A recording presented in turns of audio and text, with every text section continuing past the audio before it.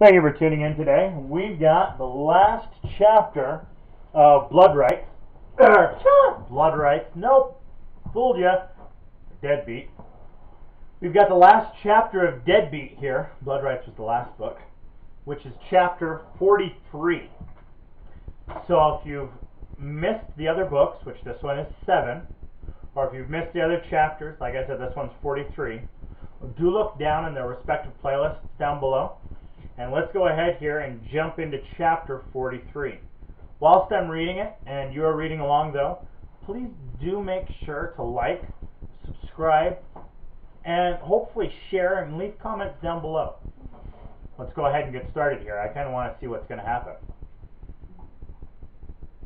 When I came to my senses, there was darkness and steady, cold rain, and I had sunk up to my neck in a deep well of aching pain.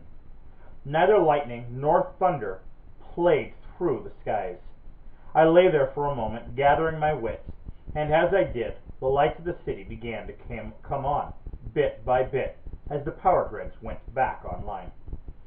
A booted foot pressed into the ground beside my face, and I followed it up, up, and up, until I saw the horned helmet of the Earl King outlined against the brightening Chicago skyline.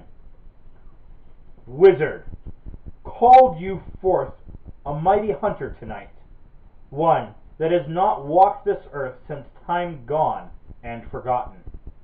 Yeah, I said. Pretty nifty, huh? There was a low, wild laugh from that helmet. Daring, arrogant, it pleases me. He tilted his head. And you are poor game at the moment. Because of that, and because you pleased me with your calling of the old hunter, this night you may go free.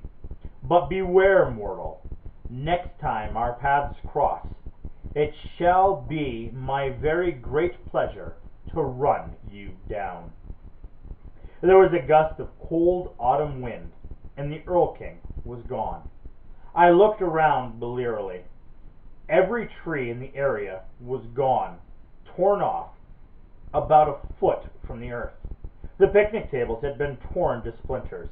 The buildings of the college, especially the museum, looked as if they had been ravaged by a tornado that had been torn out great chunks and sections of them. My ribs hurt. I looked down and saw that I had fallen around Bob the Skull and curled my body around him as I had shielded myself. Orange flame flickered to life in the eye sockets. Some show, huh? Bob said. He sounded exhausted. You had to go get the dinosaur, eh?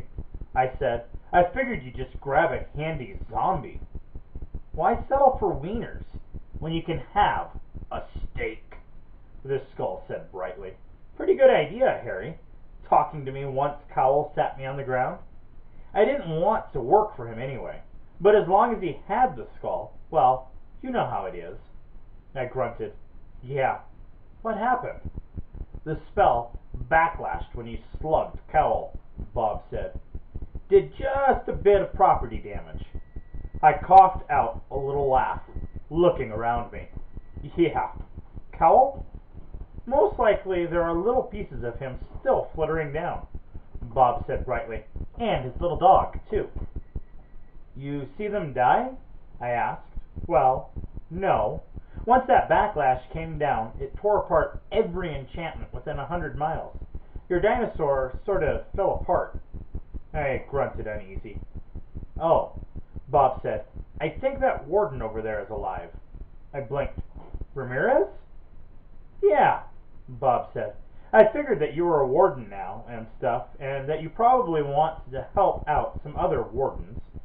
Just before the Big Bang, I had the dinosaur stand over him and soak the blast up. I grunted. Okay, I said. We've got to help him. But one thing first. What's that? Bob asked. I squinted around until I found Gravaine's battered corpse. Then I crawled over to it, fumbled in the trench coat's pocket until I found Kemlar's slender little book. I squinted around me, but there was no one to look as I put it in my pocket. "Okay," I said. "Come on, watch my back while I help Ramirez." "You betcha, boss," Bob said, and his voice was very smug. "Hey, you know what? Size really does matter to Ramirez made it out of the evening alive. He had 4 broken ribs and 2 dislocated shoulders, but he came through. With Butter's help, I was able to get him, Lucio, and Morgan back to my place.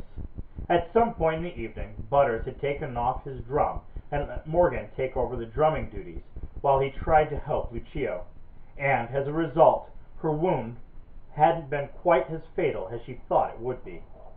They were far too badly hurt to stay at my place, though, and Senior Council member Injun Joe Listens to Wind himself showed up with half a dozen more stay-at-home wizards who knew something about medicine and healing to move them to a more secure location. "Just don't get it," Morgan was telling Listens to Wind. "All of these things happening at once. It can't be a coincidence." "It wasn't," I heard myself say. Morgan looked at me. The resentment in his eyes hadn't changed, but there was something else there that hadn't been before. "Dare I hope it? Some mediocre of respect?" "Think about it," I said. "All of those heavy vampire attacks just when Cowell and his buddies most needed the White Council not to be involved." "Are you saying you think Cowell was using the vampires as a tool?" Morgan asked. "I think they had a deal," I said. "The vampires throw their first major offensive at the right time to let Cowell pull off this Dark Hollow." "But what do they get out of it?" Morgan asked. I glanced to Listens to Wind and said, "The Senior Council." "Impossible," Morgan said. "By that time, they had to know that the Senior Council was back in Edinburgh. The defenses there have been built over thousands of years. It would take—" Morgan paused, frowning. I finished the sentence for him. "It would take a god to break through them and kill the Senior Council." Morgan stared at me for a long time, but didn't say anything. It wasn't long before they left, pulling out the wounded wardens and leaving. It left me with only about half an hour to meet Mavra's deadline, but since the phones were up again, I left a message at her number and headed for our rendezvous. I turned up at my grave again, standing over the open hole in the ground as Mavra approached me, this time openly, without melodrama. She faced me over my grave and said nothing. I took the book out of my pocket and tossed it to her. She picked it up, regarded it, and then drew an envelope from her jacket and tossed it at my feet. I picked it up and found the negatives of the incriminating pictures of Murphy inside. Mavra turned to leave. I said, "Wait!" She paused. "This never happens again," I said quietly. "You try to get me through other mortals again, and I'll kill you." Mavra's rotted lips turned up at one corner. "No, you won't," she said in her dusty voice. "You don't have that kind of power." "I can get it," I said. "But you won't," she responded, mockery in her tone. "It wouldn't be right." I stared at her for a full 10 seconds before I said, in a very quiet voice, "I've got a fallen angel tripping all over herself to give me more power. Queen Mab has asked me to take the mantle of Winter Night twice now. I've read Kemlar's book. I know how the Dark Hollow works, and I know how to turn necromancy against the Black Court." Mavra's eyes filmed over and flashed with anger. I continued to speak quietly, never raising my voice. "So once again, let me be perfectly clear. If anything happens to Murphy, and even think you had a hand in it, fuck right, fuck wrong. If you touch her, I'm declaring war on you. You personally. I'm picking up every weapon I can get, and I'm using them to kill you horribly, again and again. There was utter silence for a moment. Do you understand me? I whispered. She nodded. Say it, I snarled, and my voice came out so harsh and cold that Maverick twitched and took a few steps back from me. I understand, she rasped. Get out of my town, I told her, and Maverick retreated back into the shadows. I stood there over my grave for a minute more, just feeling the pain of my battered body, and bitterly considering the inevitability of death. After a moment, I felt another presence near me. I looked up and found the dream image of my father regarding my tombstone speculatively. He died doing the right thing, my father read. Maybe I can change it too. He died alone, I said back. My father smiled a little. Think about the death curse, eh? Yeah, die alone? I stared down at my open grave. Maybe it means I'll never be with anybody. Have love, a wife, children. No one who's really close or really there. Maybe, my father said. What do you think it means? I think that's what he wanted to do to me. I think I'm so tired that I'm hallucinating, and that I'm hurt, and that I want someone to be holding my hand when it's my time. I don't want to do it alone. Harry, my dad said, and his voice was very, very gentle. Can I tell you something? Sure. He walked around the grave and put his hand on my shoulder. Son, everyone dies alone. That's what it is. It's a door, and it's only one person wide. When you go through it, you do it alone. His fingers squeezed me tight, but it doesn't mean you've got to be alone before you go through the door. And believe me, you aren't alone on the other side. I frowned and looked up at my father's image, searching for his eyes. Really? He smiled and drew his finger in an X on his chest. Cross my heart. I looked away from him. I did things. I made a deal I shouldn't have. I crossed a line. I know, he said.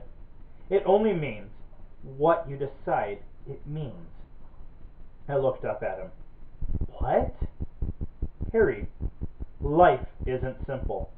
There is such a thing as black and white, right and wrong.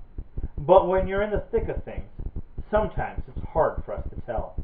You didn't do what you did for your own benefit. You did it so that you could protect others. That doesn't make it right.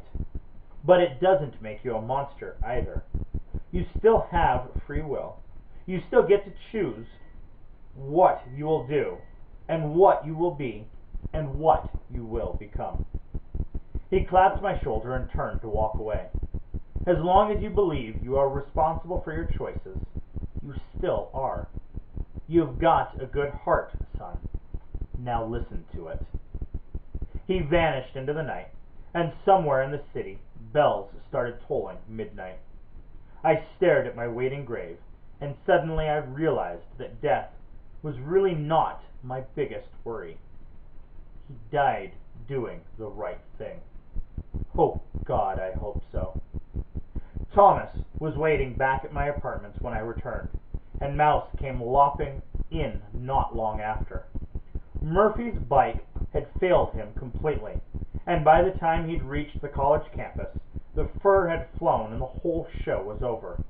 I crashed hard and slept for more than a day. When I woke up, I found that my injuries had been all dressed again, and that an IV was hanging beside my bed. Butters showed up every day to check on me, and he had me on antibiotics and had imposed a ferociously healthy diet on me that Thomas made me stick to. I grumbled a lot and slept a lot, and after several days was feeling mostly human again. Murphy showed up to chew me out for the wreck she found where her house used to be. We'd left the place sort of trashed, but when she saw me in bed, covered in bandages, she stopped in her tracks. "What happened?" she asked. "Oh, things," I said. "Chicago was interesting for a couple of days there." I peered at her. She had a cast on her left arm, as if for a broken wrist, and I thought I saw the edge of a bruise on her neck. "Hey," I said, "what happened?" Her cheeks turned pink. "Oh, things. Hawaii was interesting for a couple of days there." "I'll trade you my story for yours," I said. She got even pinker. I'll, have to think about it." Then we both looked at each other and laughed, and we left it at that. Chicago reacted to the events of that Halloween predictably. It was all attributed to the worst storm in 50 years. Rioting, a minor earth tremor, a large load of bread produced by a local bakery that had been contaminated with ergot, and similar Halloween-fueled hysteria. In the blackout, some reprehensible types had vandalized the museum and relocated Sue's skeleton to a local campus as some kind of bizarre practical joke. There had been dozens of break-ins, robberies, murders, and other crimes during the blackout, but any other reports and wild stories were automatically put down to hysteria and/or ergot poisoning. Life went on. Captain Lucio survived her injuries, but not without serious, long-term damage that would take a lot of rehabilitation. Between that and the uncertainty of what would happen in her shiny new body, she had been relieved of command as the captain of the Wardens until such time as her health and state of mind were judged to be sound and reliable. Morgan took her place. He came to visit me at my place maybe 2 weeks later and gave me the news. "Dresden," he said. "I was against inducting you in the first place, but Captain Lucio had the right to ignore my recommendations. She made you a warden, and she made you a regional commander, and there's nothing I can do about that." He took a deep breath. "But I don't like you, and I think you are dangerous." His mouth twisted. "But I am no longer convinced you do these things out of malice. I think you lack discipline and the right judgment. You have repeatedly demonstrated your willingness to put yourself in harm's way to protect others. As much as it gales me to admit it, I don't think you have any evil intentions. I think your questionable actions are the result of your arrogance and, poorer still, judgment. In the end, it matters little why you do it, but I cannot, in good conscience, condemn you for it without giving you some sort of chance to prove me wrong." From Morgan, this was the equivalent of Emperor Constantine converting to Christianity. He was almost admitting that he had been wrong. I reached into my pocket, pulled out a penny, and dropped it to the floor. "What was that for?" he asked. "I'm just making sure gravity is still online," I said. He frowned at me, then shrugged and said, "I don't trust you. I'm not committing any wardens to your command, and, truth be told, we don't have them to spare in any case. But you may be required to participate in missions from time to time, and I will expect you to work with the other regional commanders in America." He operates out of Los Angeles. He specifically requested the assignment, and given his role in recent events, he could hardly be gained. "Ramirez, I guess?" Morgan nodded. Then he reached into his coat and produced an envelope. He handed it to me. "What's this?" I asked. "Your first paycheck," Morgan said, and he didn't look happy to be saying it. "Monthly." I opened the envelope and blinked. It wasn't a fortune, but it sure as hell would be a nice little addition to my earnings in the investigation business. "I never thought I would hear myself say this," I said as he started to leave. "But thank you, Morgan." His face twisted up into something bitter, and he managed to spit out the words violently. "You're welcome." I think he fled before he started to puke. Several weeks later, Butters showed up at my door with a big box wrapped in Christmas paper. I let him in, and he carried it to the living room and presented it with it. "Go ahead, open it." I did. Inside the box was a guitar case, and inside that an old wooden guitar. I said, "What's this for?" "Therapy," Butters said. He'd been having me practice squeezing a squishy ball with my left hand, and, just as he'd predicted, I had slowly gained a little more control of it. "You're going to learn how to play." My hand doesn't work that well," I said. "Not yet," Butters replied, "but we'll start slow like everything else, and you can work up to it. Just do the lessons. Look, there's a book in the bottom of the case." I opened the case and found a book entitled Guitar for Total Idiots. While Butters went on about the tendons and metacarpal something or others, and flexibility, I opened the book. But night had fallen, and the fire was too low to let me read it. I absently waved a hand at the candles on the table beside the couch, and muttered, "Flickum bickus." They puffed to light with a little whoosh of magic. I stopped and blinked around, first at the candles, and then at my burned hand. "What?" Butters asked. "Oh, nothing," I said, and opened the book to look it over. "You know, Butters, for a mortician, you're a pretty good healer." "You think so?" I glanced at the warm, steady flame of the candles and smiled. "Yeah, you are." Thank you for listening to the final chapter of Deadbeat with me. Hopefully you guys were able to read along with me. You were also able to hopefully like, or if you chose, dislike, but also comment and share this video with others. I do again want to thank you guys very much for taking the time out of your day, and you have a wonderful, wonderful, and blessed day.